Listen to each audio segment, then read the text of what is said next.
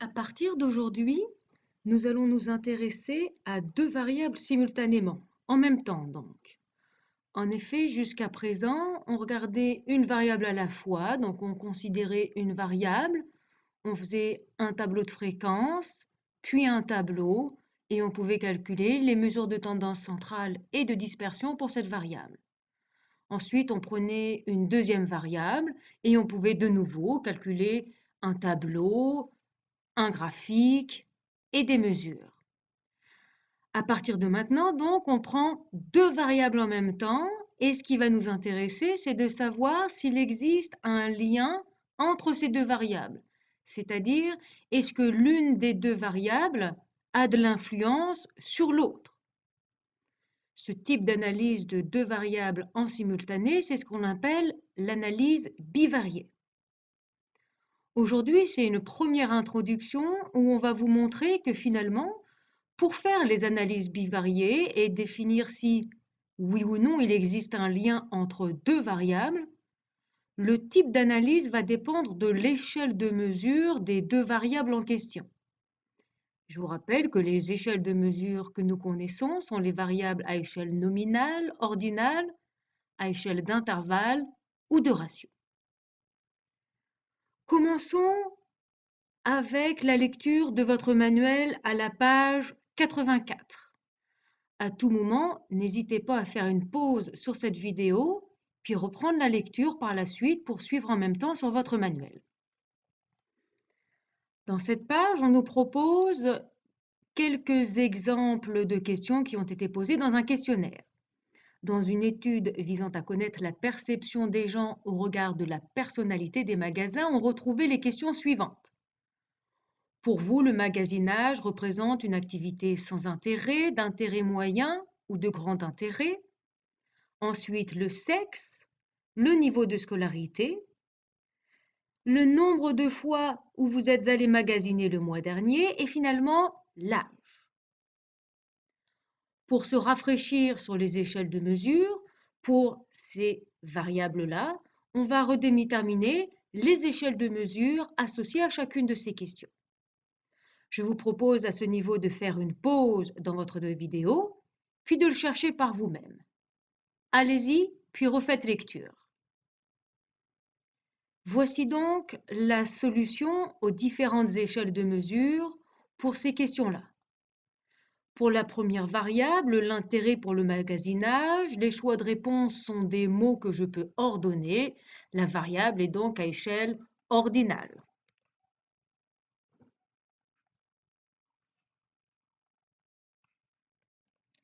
La deuxième variable, le sexe est bien entendu une variable à échelle nominale.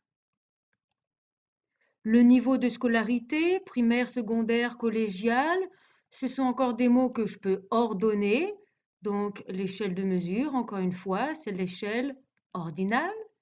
La fréquence du magasinage, eh bien la personne va rentrer un nombre. Ici, le 0 signifierait bien l'absence de magasinage. C'est donc à échelle de ratio.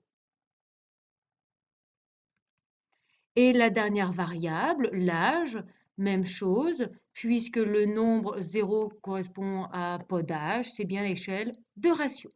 Donc voilà pour les 5 échelles de mesure. Maintenant, on pourrait se demander s'il existe une relation entre certaines de ces variables. Par exemple, est-ce que le sexe a de l'influence sur l'intérêt pour le magasinage? Ou est-ce que le sexe a de l'influence sur la fréquence du magasinage? Est-ce que l'âge a de l'influence sur la fréquence du magasinage? Ou est-ce que le niveau de scolarité va avoir de l'influence sur la fréquence et l'intérêt pour le magasinage?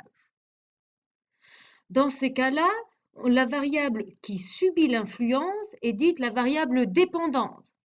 Donc là, toutes les variables de droite seraient les variables dépendantes. Et la variable qui produit l'effet est dite la variable indépendante. Donc là, toutes les variables de gauche sont les variables indépendantes.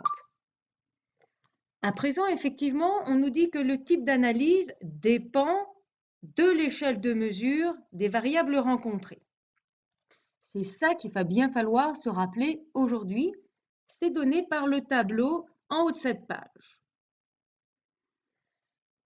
Si la variable dépendante et la variable indépendante sont toutes les deux des variables non métriques, donc à échelle nominale ou ordinale, le type d'analyse qu'on devra faire, ça s'appelle le test d'indépendance ou le test du qui au carré. Ce sera pour nous un synonyme.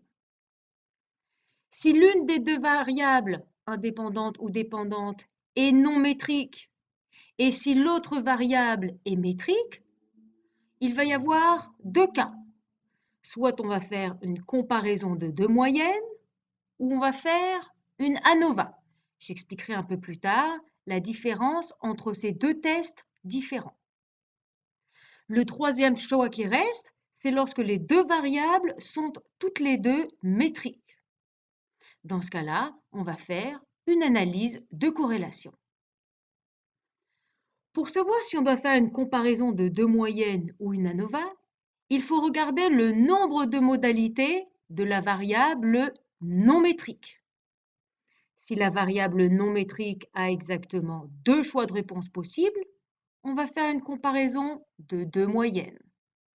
Si la variable non métrique a plus que deux modalités, on va faire ce qu'on appelle une ANOVA. On a donc 4 types d'analyses différents dépendamment des échelles de mesure de nos deux variables, soit le test du qui au carré, soit la comparaison de deux moyennes, soit l'ANOVA ou encore la corrélation. Dans l'exemple suivant, on va essayer de déterminer quel type d'analyse on doit utiliser en fonction des échelles de mesure des deux variables. De nouveau, je vous demanderai de faire pause sur la vidéo, de répondre à chacune de ces types d'analyse, puis de refaire lecture. Nous allons le corriger ensemble. Voyons ensemble la correction de cet exemple. Le premier exemple, on se demande si le sexe a de l'influence sur l'intérêt pour le magasinage. Tout à l'heure, on a dit que le sexe était invariable à échelle de mesure nominale et l'intérêt pour le magasinage ordinal. Donc, les deux variables sont non métriques. Dans ce cas-là, le type d'analyse qu'on devra faire, c'est du qui au carré. Donc ici, le type d'analyse pour ce premier exemple, c'est le qui au carré. Pour le deuxième exemple, est-ce que le sexe a de l'influence sur la fréquence du magasinage? Le sexe, c'est toujours à échelle nominale. La fréquence du magasinage, c'était le nombre de fois qui était à échelle de ratio.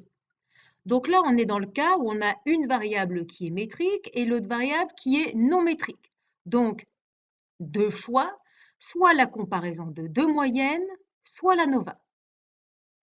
Je vous ai dit que la différence entre ces deux méthode, c'était le nombre de modalités de la variable non métrique. Ici, la variable non métrique, c'est le sexe qui a exactement deux modalités. Donc, on va faire ce qu'on appelle une comparaison de deux moyennes.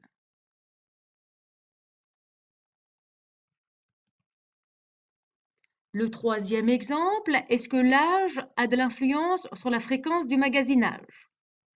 L'âge qui était à échelle de ratio et la fréquence du magasinage qui était aussi à échelle de ratio, les deux variables étant métriques, l'analyse qu'on va faire, c'est la corrélation.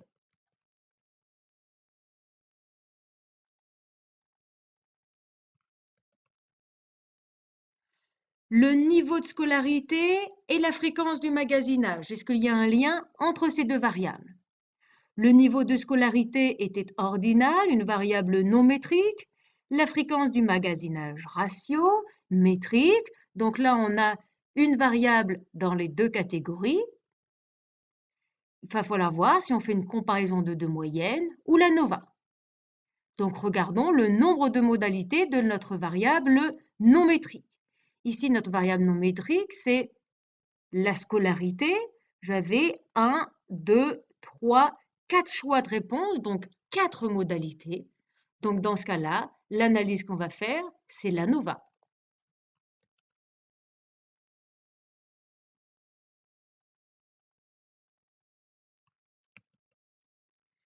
Finalement, le dernier exemple ensemble, le niveau de scolarité et l'intérêt pour le magasinage. Donc, niveau de scolarité et intérêt pour le magasinage. Le niveau de scolarité, il était ici, c'était à échelle ordinale, une non métrique. Et l'intérêt pour le magasinage, c'était aussi une variable non métrique, elle aussi ordinale. Les deux variables étant ordinales, c'est-à-dire non métriques, on va faire ce qu'on appelle un test du qui carré. Donc notre dernier test d'analyse, c'est le test du qui 2.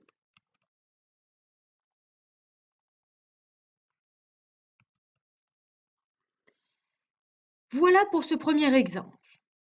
Chacun de ces types d'analyse fera l'objet d'un prochain cours où on détaillera étape par étape comment effectuer chacune de ces étapes.